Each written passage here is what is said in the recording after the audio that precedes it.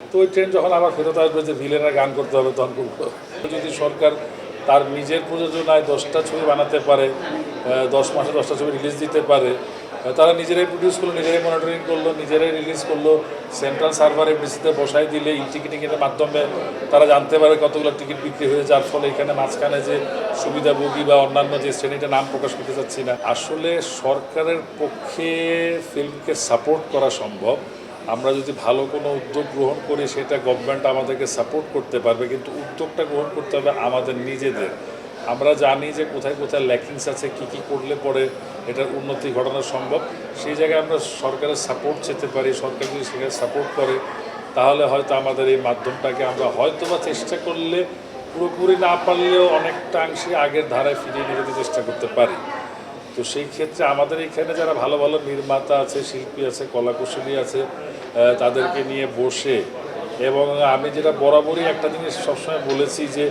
এই যে অনুদান, যে ছবিগুলো দেওয়া হয়, প্রায় 25-30টা অনুদান দেওয়া হয় পূর্ণদৈর্ঘ্য চলচ্চিত্রের জন্য, স্বল্পদৈর্ঘ্য চলচ্চিত্রের জন্য, এগুলো না করে স্বল্পদৈর্ঘ্য যে শিশুতোষ চলচ্চিত্র আছে সেগুলো থাক, কিছু শিক্ষামূলক বা আমাদের দেশের উন্নয়নমূলক কর্মকাণ্ডের জন্য কিছু ডকুমেন্টারি থাক, কিন্তু পূর্ণদৈর্ঘ্য চলচ্চিত্র আমার মনে হয় অনুদান প্রথাটা বন্ধ করে সরকার যদি সেই জায়গায় নিজে প্রডিউস করে, ধরেন এখানে যদি আমাদের 30-35 কোটি টাকা ইনভেস্ট থাকে অনুদানে, সেই জায়গায় যদি আমি আরও 30-35 কোটি টাকা ইনক্লুড করে বছরে যদি সরকার তার নিজের প্রযোজনায় 10টা ছবি বানাতে পারে, 10 মাসে 10টা ছবি রিলিজ দিতে পারে, তারা নিজেরাই প্রডিউস করলো, নিজেরাই মনিটরিং করলো, নিজেরাই রিলিজ করলো, সেন্ট্রাল সার্ভার এফডিসিতে বসাই দিলে ই টিকিটিংয়ের মাধ্যমে তারা জানতে পারে কতগুলো টিকিট বিক্রি হয়ে, যার ফলে এখানে মাঝখানে যে সুবিধাভোগী বা অন্যান্য যে শ্রেণীটা নাম প্রকাশ করতে চাচ্ছি না, তাদের হাত থেকে বাঁচাও যাবে। এবং সিনেমা ব্যবসায় সরকার যদি করে যদি কিছুটা আগিয়ে দেয়, যদি সেই সব ছবিগুলো ভালো যায়, তাহলে হয়তো প্রাইভেট সেক্টর থেকে ইনভেস্টমেন্ট আরও বাড়বে। আমি তো সেই কথাটাই বললাম, দরকার নাই তো অনুদান প্রথাটাই বন্ধ করে দেন না। যদি অনুদান বলতে আমি বুঝাই যে আমাকে একটা শর্ট ফিল্মকে টেনে টেনে একটু লম্বা করতে হবে, বা একটা ছোটো গল্পের নাটককে টেনে টেনে একটু বড় করে সব পূর্ণদৈর্ঘ্য চলচ্চিত্র করতে হবে, কথাটা বাদ দিয়ে আমি সরকারকেই বলছি যে আপনারা প্রতি বছর 10টা পূর্ণদৈর্ঘ্য কমার্শিয়াল ফিল্ম বলতে যেটা বুঝি, যেটাতে আমাদের দর্শকরা যেটা দেখে অভ্যস্ত সারা জীবন, সেই ধরনের ছবি সরকার নির্মাণ করুক, নিজে প্রযোজনা করুক,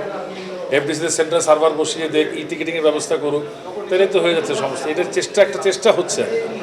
সেই চেষ্টা সফল হলে আমরা প্রাইভেট সেক্টরকে দেখবো যে তারা এইভাবে ইনভেস্ট করতেছে। আবার যদি নির্বাচন আসবে তখন সিনেমার পর্দায় তো এখন আসলে হয় কি, এখন এটা একটা সময় না একটা ধারা থাকে। ধরেন আপনার 70s সময় ছিল পারিবারিক ধারার গল্প, তারপরে 80s আপনার চলে এসেছি ফোক ফ্যান্টাসিতে, তারপরে 90s বিগিনিং থেকে দেশের দাদুর হাত ধরে চলে আসলো একটা young romantic college and school going ছেলেমেয়েদের গল্প। তো এটা এক এক সময় একটা ট্রেন্ড আসে, তো ওই ট্রেন্ড যখন আবার ফেরত আসবে যে ভিলেনের গান করতে হবে তখন করবো।